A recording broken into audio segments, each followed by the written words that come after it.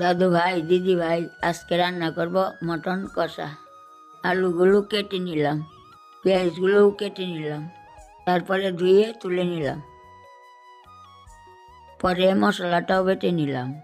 কড়াইয়ে তেল দিয়ে আলুগুলো ভেজে নিলাম নুন হলুদ দিয়ে। লাল লাল করে ভাজা হয়ে গেলে তুলে নিলাম। সেই তেলে পেঁয়াজ তেজপাতা দিয়ে বেটে রাখা মশলাটাও দিয়ে নাড়াচাড়া করলাম। নুন হলুদ দিয়ে ভালো করে কষিয়ে নিলাম। পরে দুটো কাঁচা লঙ্কাও ফাটিয়ে দিলাম।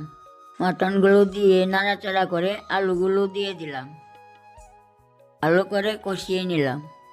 তারপরে একটু ঝোল দিলাম।